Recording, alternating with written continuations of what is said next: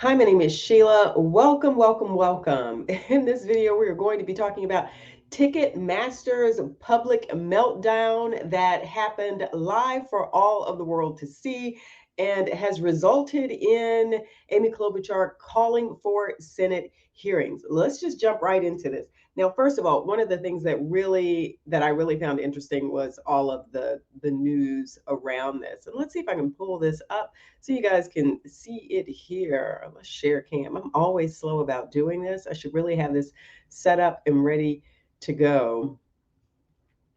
But yeah, I have never purchased tickets from Ticketmaster, I don't think. I have never been to a Taylor Swift concert.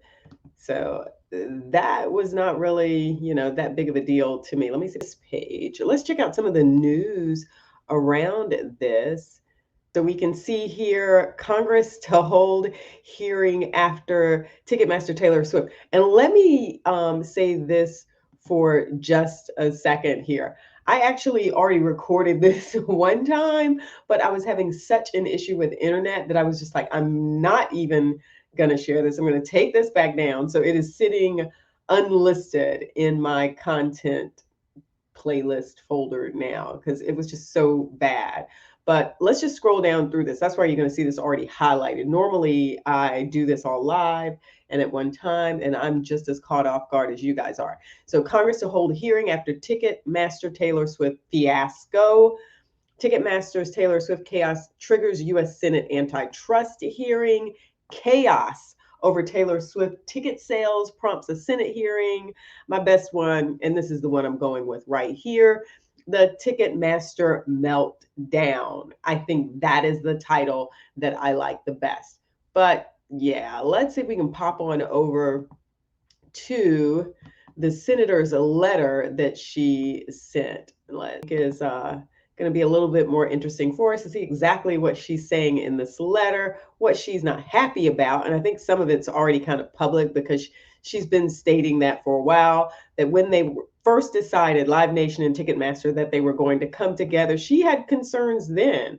So I get it. And now that there's this fiasco, she's come back and she has said, this is just not what I had in mind. You guys told me you were going to be able to take care of this. This was not going to be some sort of issue, but now it appears that this is in fact an issue. So let's go through this letter that she sent to Michael Rapino, who is president and CEO of Live Nation. Dear Mr. Rapino, I've never heard of him, I write to express serious concerns about the state of competition in the ticketing industry and its harmful impact on consumers. That was her concern to begin with. Reports about system failures, increasing fees, and complaints of conduct that violate the consent decree Ticketmaster is under suggest that Ticketmaster continues to abuse its market positions. Ticketmaster and Live Nation dominate the live entertainment supply chain with powerful positions in primary ticketing, secondary ticketing, concert promotion, artist management, tour sponsorships, and event venue operation. Ticketmaster's power in the primary ticket market insulates it from the competitive pressures that typically push companies to innovate and improve their services. That can result in dramatic service failures where consumers are the ones that pay the price. I have been skeptical of the combination of these companies since you merged in 2011 when the Senate held a hearing into the merger. At that hearing, you appeared as a witness and pledged to develop an easy access one-stop platform that can deliver tickets. And you said that you were confident this plan will work. It appears that your confidence was misplaced. She's not holding back. When Ticketmaster merged with Live Nation in 2010, it was subject to an antitrust consent decree that prohibited it from abusing its market position. Nonetheless, there have been numerous complaints about your company's compliance with that decree. I am concerned about a pattern of non-compliance with your legal obligations.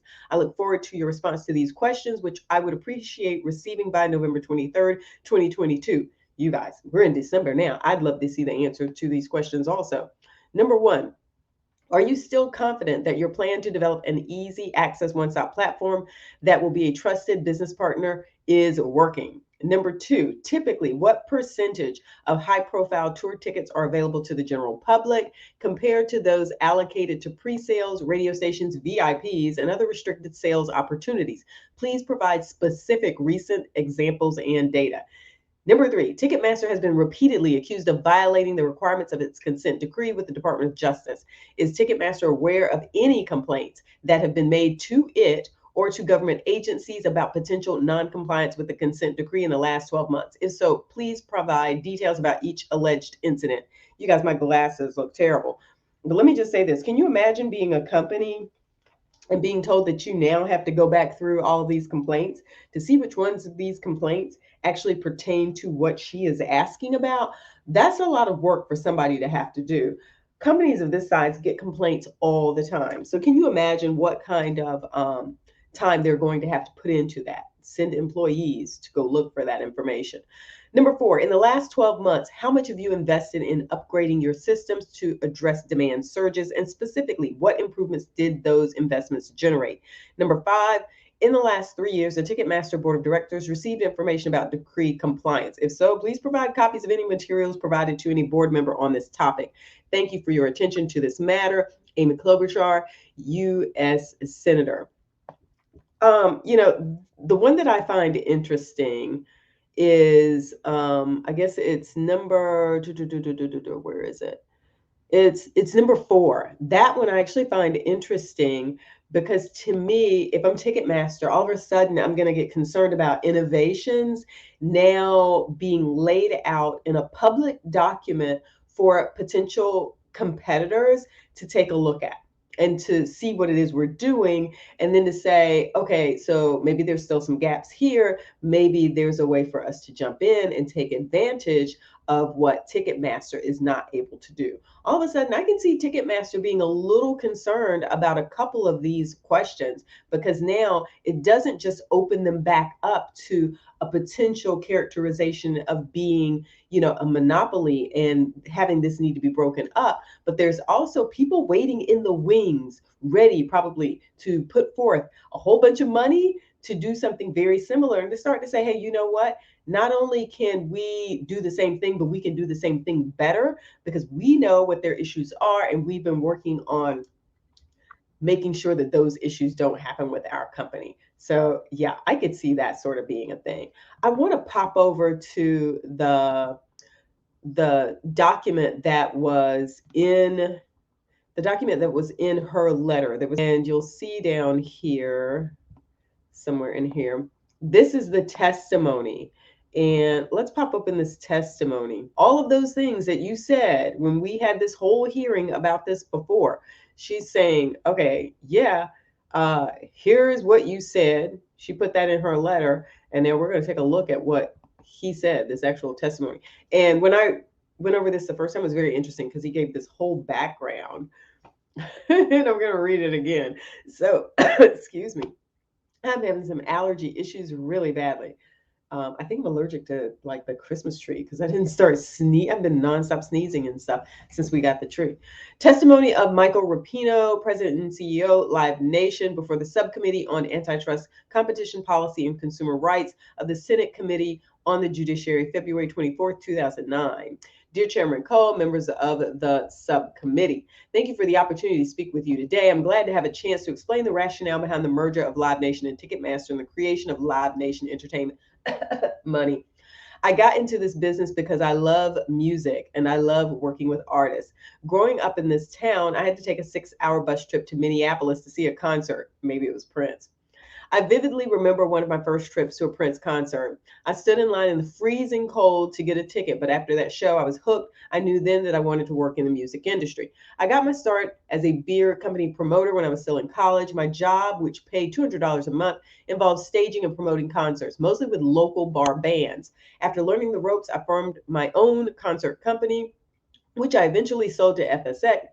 Entertainment Clear Channel. I worked my way up to president of the concert division. Along the way, it became clear to me that we had to change the way we did business. Clear Channel Entertainment was focused on one task: staging concerts. It was a struggling business with one of the worst reputations in the live music industry. I wanted to shed that image and create an artist driven company that offered a direct, full service pipeline connecting artists and fans. That was the vision behind Live Nation when I spun it off from Clear Channel in 2005. That is the vision I'm here to discuss today. We made significant progress. We've reported steady growth quarter after quarter, even during the current financial downturn. We have about 17,500 employees spread out in offices in every major US city. We are a decentralized business that offers live music through a collection of local concert entrepreneurs. We have 113 employees here in the Washington area. The concerts we bring to city and towns across the country help sustain countless jobs, from the stagehands at the venue to the workers at nearby hotels. An economic impact study of a 2-day Grateful Dead reunion show produced by Live Nation at the Alpine Valley Music Theater in East Troy, Wisconsin, a few years ago found that the multiplier effect from that single weekend event generated 4.5 million for the local economy. How nice. Our biggest stars, artists like Madonna, Bono, and the Jonas Brothers, get most of the attention, but Live Nation probably does more than anybody else today to promote talented emerging artists. We put on about 8,000 club shows every year, and by the way, those venues include Live Nation clubs as well as independently owned clubs. We will continue to work with independent venues, large and small, after the merger.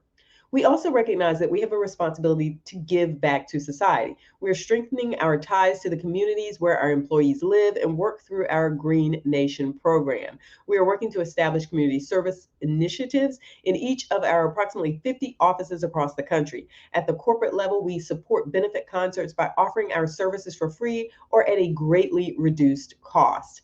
We've grown this company the old fashioned American way by sticking to the basics. Our employees are hardworking and committed. As CEO, I'm acutely aware of my responsibilities to them and to our shareholders. We haven't over leveraged or loaded up on debt. We haven't doled out outrageous bonuses. We've focused on our core business. We've managed our balance sheet very carefully. We've delivered what we've promised 3 years in a row. All right, let's see.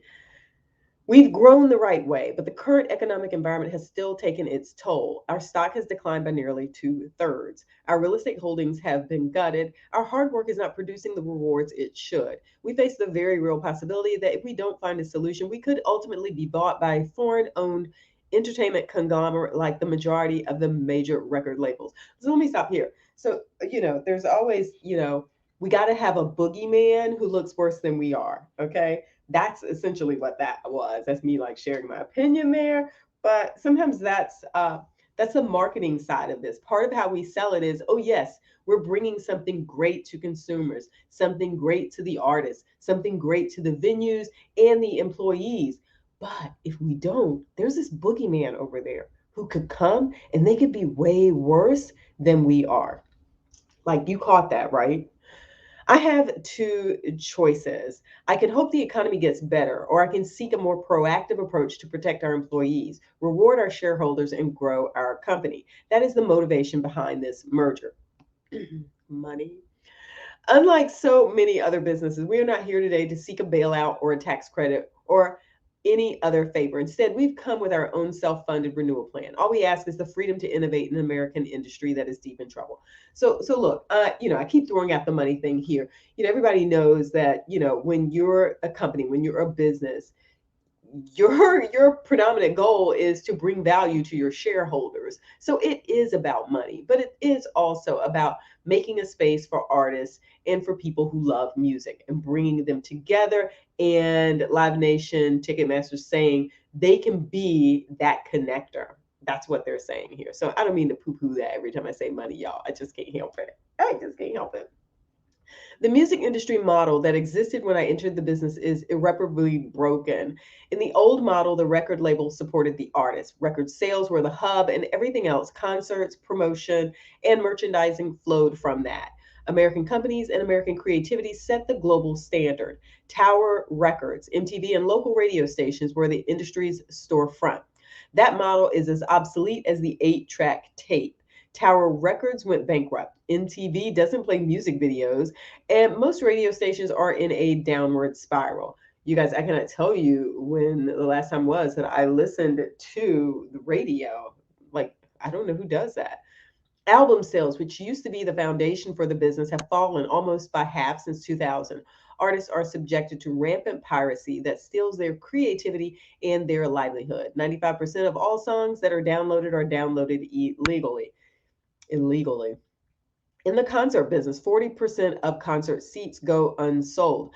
Others sell for far more than they should because of scalpers. I stood in line in the cold for my first concert because I knew that if I was the 203rd person in line, I would get the 203rd best seat. It doesn't work that way anymore. Computer driven bulk purchases suck tickets out of the primary market and deny fans a chance to see their favorite performers at a reasonable price.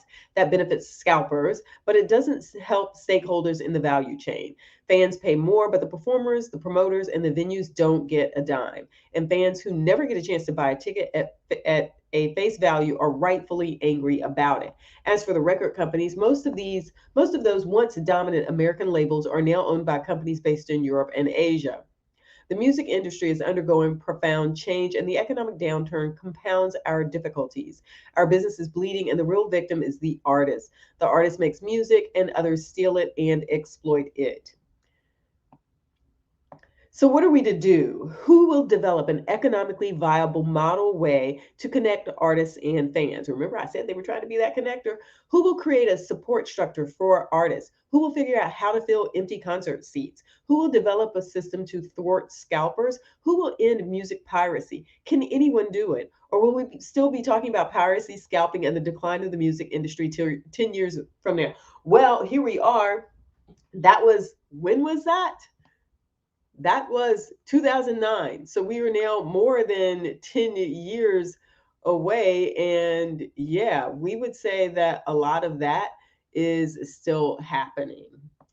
I'm not claiming we have all the answers. We can't solve it all, but we can be on the leading edge of change in our industry. While others have shied away from or actively fought technology, we have embraced it. Now we want to harness its power for artists and fans. Collective problems require collective solutions. Clinging to old ways and fighting change is not the answer. We need to build a team of rivals together with artists, local promoters, and venues. And my future partner, Irving, we want to offer some solutions.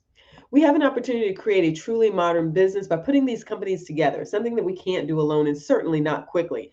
Far from harming consumers or promoters or artists, this deal will benefit them and spur competition and innovation, which we welcome. Everyone in the music industry has a responsibility to seek better ways to serve artists and fans. We want to create a new kind of company that will give artists a trusted business partner so they can have control over their work and freedom to unleash their creativity. We want to build a holistic support structure that consolidates the fragmented pieces of the business, marketing, promotion, concerts, and ticketing, to create a full service connection between artists and fans. Doing so will help plug the holes in our current system and eliminate the inefficiencies. It will not eliminate competition. Our business model rises or falls on our ability to serve the artist. If others can do it better, the artist will go elsewhere. Every service we offer today faces aggressive competition, and that competition will continue and undoubtedly increase long after this merger is complete. Our goal is to build something better. So, what would it look like? This merger can bring about the reconfiguration we urgently need. We will develop an easy access one-stop platform that can deliver music, videos, merchandise, tickets, as well as information about artists and upcoming shows. Okay, so that's what Senate Klobuchar was talking about. This is where she pulled that from. Artists would be able to communicate directly with fans and have the flexibility to experiment with new approaches to deliver music. A system that empowers artists benefits everyone because that's where the value chain starts. Here are some things that we have in mind. Okay, so now we're going to hear what they're saying, because this is, again, once they have this hearing, I can see Senator Klobuchar pulling this back out and saying, okay, so you said we will make it easier for artists to deliver information about upcoming events and activities. Mr. Rapino, did you do that? We will make it easier for artists to draw fans with innovations like paperless ticketing, all-inclusive ticket pricing, bundling live performance options, and interactive seating. Mr. Rapino, did you do that? We will fervently protect the integrity of the primary ticket market from those who seek to exploit it using computer automated ticket purchasing programs. She's just going to continue down this list. Many of our innovations would also benefit others in the music industry. We envision a world in which a fan doesn't have to go to Ticketmaster or any other single source or portal to purchase tickets. Instead, they can buy them anywhere the artist wants to make them available. A proprietary fan site, a social networking site, a TV show tie-in site, a grocery store, wherever. If we are successful, the scalpers and pirates will suffer, and our competition will look more like Amazon, eBay, and Orbitz rather than a retail store. We welcome your interest in this issue and the Department of Justice review of this deal. We are confident that any potential issues can be addressed. The interests that feed off inefficiencies in the current system don't like this merger. It's not surprising that some of the strongest opposition comes from scalpers. I'm confident this plan will work, but it is an experiment. It is a new approach for an ailing American industry. If we don't make significant changes to the business model, and if we don't build new structures, we may be back in the future for another congressional hearing on the death of the American music industry. Okay, so we're back for another hearing. Yeah, we're back for another hearing. Thank you for this opportunity. I look forward to your questions. So then he's got his bio in here that talks about, let's see, his long-held love of music, which has taken him from head-banging high school student to president and CEO of Live Nation. Yeah, let's see. He talks about his music career as starting in the music business as a college student at Lakehead University in his native Canada, working in a $200 a month job for this brewing company, promoting the products at live music shows. He talks about leaving that and co-founding Core Audience Entertainment, a concert promotion and entertainment marketing company. And that quickly became Canada's second largest promoter and was acquired by Clear Channel in 1999. Then he joined. Okay, so this, I didn't realize that was still over there, you guys. I could have gotten rid of that a long time ago. So yeah. So when Clear Channel's concert arm spun off and was renamed Live Nation, he took over as president and CEO. Since taking the reins at Live Nation, Rapinoe has grown the business and improved its profit margin. His pioneering ideas have expanded the company. Yeah, so he's talked a little bit about some of the prominent names that he's worked with, the 360 deals. He developed Allow Live Nation to promote artists with the benefit of a company that can handle everything. Yeah, so organizes 8,000 small concerts a year. So there you have it. That's all of what he's saying there about who he is. Let's get rid of that. All right, so yeah, there's all of that. But recall now, they melt down in public. They had a big meltdown in public. It's like not even like a 2-year-old having a temper tantrum, but this was actually worse because the impact was on so many people, and it really and truly went back to the essence of what the concerns were in the very beginning when they talked about this merger between these two outfits. So there you go. You have now seen the letter from Amy Klobuchar, which referenced his testimony back in 2009. So you can see what he said, all of the stuff that he said he was going to do. So let's look forward to these hearings when they come so we can check them out and go back through ourselves to see whether or not they did all the things they said they were going to do. So don't forget to like the video, subscribe to the channel, and peace.